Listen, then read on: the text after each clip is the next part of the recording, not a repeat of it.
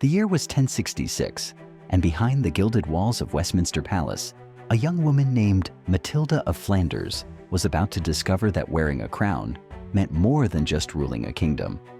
It meant surviving secrets so dark and disgusting that they would make your stomach turn.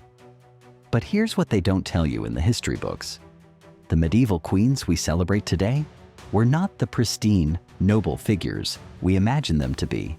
What I'm about to reveal will completely shatter everything you think you know about royal life in the Middle Ages. We're talking about queens who bathed in blood, who poisoned their own children, and who engaged in practices so revolting that even their own servants couldn't bear to witness them. This isn't just about power and politics. This is about the horrifying reality of what it actually took to survive as a woman at the very top of the medieval world. For the past 6 months, I've been digging through monastery records, court documents, and chronicles that have been hidden away in archives across Europe. What I found was so disturbing that I almost didn't make this video. But these stories need to be told because they reveal the twisted truth about how power really worked in medieval Europe.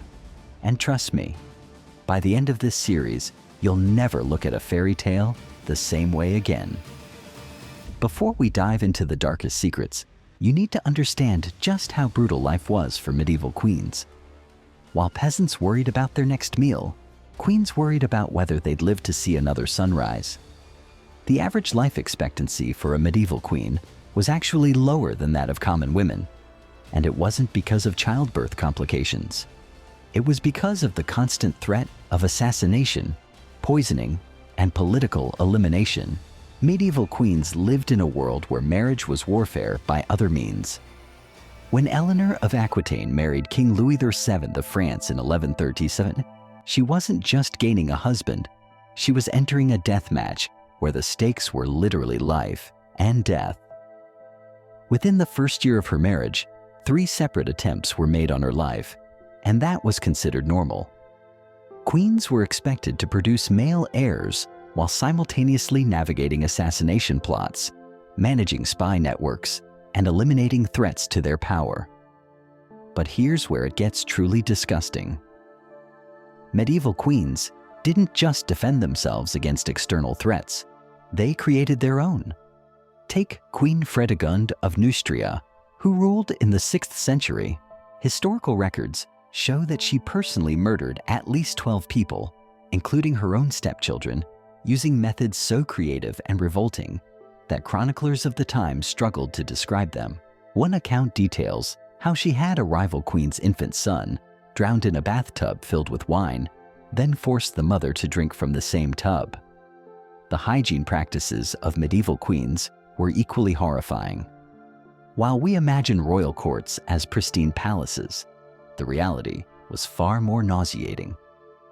Queens rarely bathed, sometimes going months without washing their bodies. Instead, they relied on heavy perfumes and powders made from crushed insects and animal parts to mask the overwhelming stench of unwashed flesh. Queen Isabella of France was known to wear the same undergarments for weeks at a time, and court records show that her personal chambers had to be fumigated with burning herbs just to make them bearable for visitors. Medieval queens also had to deal with medical practices that were essentially torture disguised as healthcare. When Queen Joan of England fell ill in 1199, her physicians treated her condition by applying heated metal rods to her abdomen and forcing her to drink concoctions made from human urine and ground bone. These weren't extreme measures. This was standard medical care for royalty. Queens submitted to bloodletting sessions where leeches were applied to their most intimate areas, and they regularly consumed medicines made from the ground-up organs of executed criminals. But the physical horrors pale in comparison to the psychological warfare that medieval queens had to master. Every meal was a potential death sentence. Queens employed food tasters not just to check for poison, but to identify which specific poison was being used, because different toxins required different antidotes. Queen Blanche of Castile kept detailed records of every assassination attempt made against her family, and the list spans over 40 pages of parchment, documenting everything from poisoned wine to infected clothing. The reproductive expectations placed on medieval queens created their own special category of horror. Queens were essentially breeding stock, expected to produce male heirs regardless of their personal health or desires. When they failed to conceive, the treatments were barbaric. Queen Anne Neville underwent procedures that involved inserting heated metal implements into her body, drinking potions made from wolf's blood, and having live animals placed on her abdomen during intimate rituals designed to encourage fertility. Medieval queens also had to navigate the terrifying world of court intrigue, where loyalty could shift in an instant.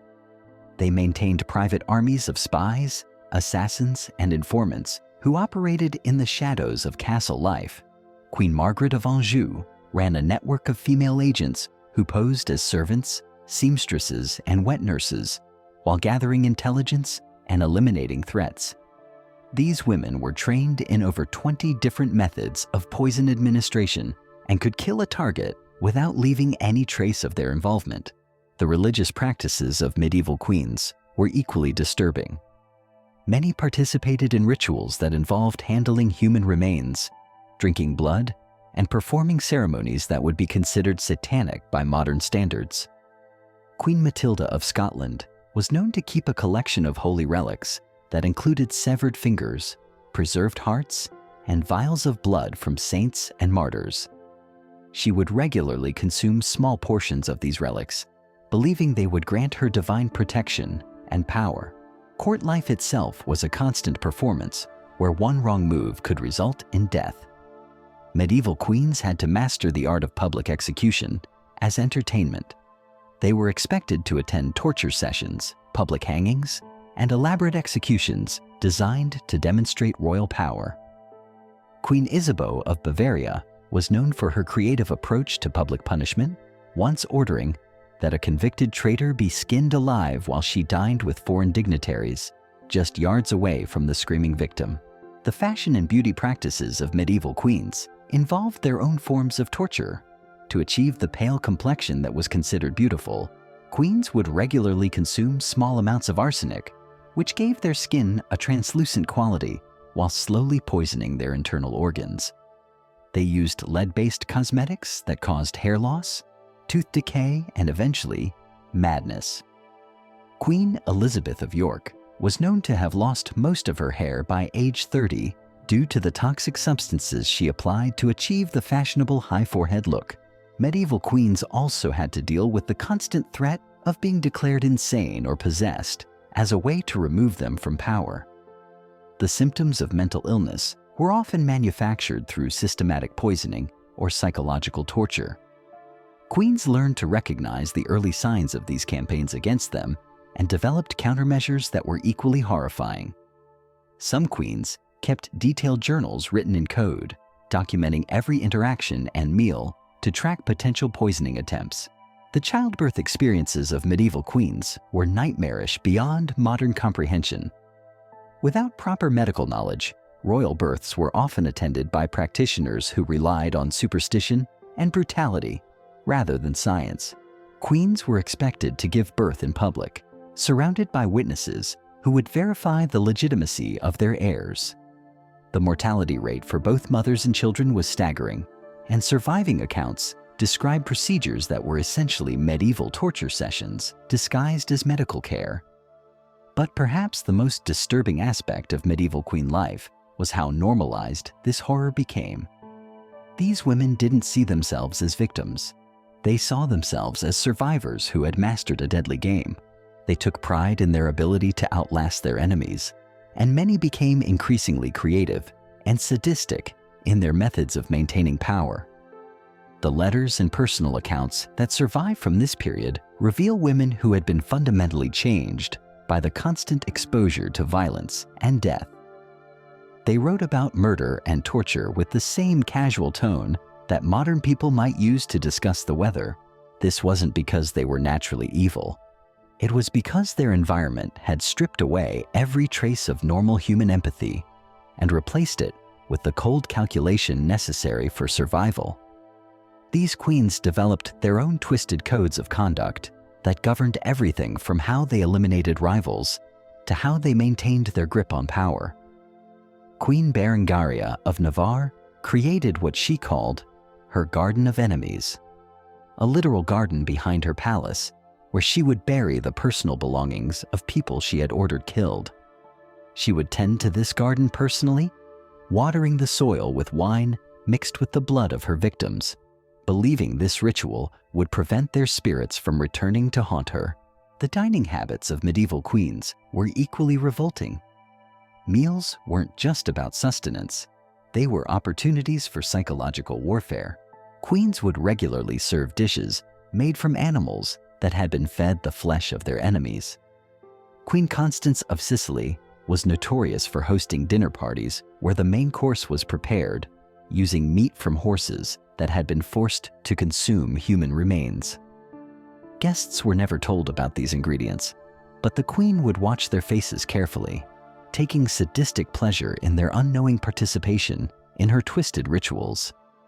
Medieval queens also maintained private chambers dedicated to what they called the dark arts, rooms where they would conduct experiments on live subjects. These weren't just torture chambers, though torture certainly occurred there. Queens would test various poisons on prisoners, servants, and even their own family members to understand the effects and develop antidotes. Queen Judith of Bavaria kept detailed charts documenting how different toxins affected people of various ages and social classes, creating what was essentially a medieval database of human suffering. The personal hygiene rituals of these queens extended far beyond simple neglect. Many believed that washing removed protective oils and spiritual barriers that kept evil spirits at bay. Instead of bathing, they would rub their bodies with animal fat mixed with herbs and ground bones. Queen Adelaide of Italy was known to cover herself in bear grease mixed with crushed beetles every morning, creating a smell so overpowering that visitors would vomit upon entering her presence. She considered this a sign of her power and would punish anyone who showed visible disgust. Medieval queens developed intricate systems for disposing of their victims that would make modern serial killers seem amateur by comparison. They couldn't simply murder people and leave bodies lying around. That would create political problems. Instead, they perfected methods of elimination that left no trace. Queen Emma of Normandy pioneered a technique where victims would be fed to specially trained pigs that had been starved for weeks. These animals would consume everything, including bones, leaving absolutely no evidence behind. The religious ceremonies presided over by medieval queens were blasphemous mockeries of Christian worship. They would conduct private masses using human blood instead of wine, and communion wafers made from ground human bones mixed with flour. These rituals weren't performed out of genuine religious belief, but as psychological weapons designed to terrorize their subjects into absolute submission. Queens believed that by corrupting sacred ceremonies, they were demonstrating their power over both earthly and divine authority. Medieval queens also maintained what can only be described as human zoos, collections of people with deformities, disabilities, or unusual characteristics who were kept as entertainment. These weren't court jesters or willing performers, but prisoners who were displayed for the amusement of royal guests. Queen Matilda of England kept a collection of albino children who were forced to perform degrading acts during royal banquets. These children were never allowed to leave the castle and were considered property rather than human beings. The beauty treatments used by medieval queens involved practices that would be considered torture by any reasonable standard. To achieve fashionably small waists, they would have their ribs broken and reset in tighter positions. This process was repeated multiple times throughout their lives, often resulting in permanent internal damage and breathing difficulties. Queen Margaret of France underwent this procedure 7 times, eventually dying from complications when her broken ribs punctured her lungs during what was supposed to be a routine adjustment. Medieval queens developed elaborate punishment systems for servants who displeased them. These weren't simple floggings or dismissals. They were carefully orchestrated campaigns of psychological and physical destruction. A servant who spilled wine might have their tongue cut out and be forced to continue their duties in silence. A maid who was caught gossiping might have her ears severed and be required to wear bells so that everyone could hear her approach and know to avoid conversation. The marriage ceremonies of medieval queens were often preceded by rituals that involved human sacrifice. These ceremonies weren't publicly acknowledged, but court records contain cryptic references to preparatory offerings and blood blessings that accompanied royal weddings. Queen Isabella of Jerusalem was known to have had 3 servants killed on her wedding day, their blood mixed into the wine that was served to wedding guests. This practice was believed to ensure fertility and guarantee the queen's dominance over her new husband. The gilded crowns and romantic tales of medieval royalty have hidden these horrific truths for centuries. But now you know the reality behind the fairy tale facade. These queens didn't just rule kingdoms, they ruled through terror, torture, and tactics so disturbing that history tried to bury them forever. Next time you see a medieval queen portrayed as a noble heroine, remember the blood-soaked chambers, the human experiments, and the systematic brutality that actually defined their reigns. The crown came with a price that was paid in human suffering, and these women paid it willingly, again and again.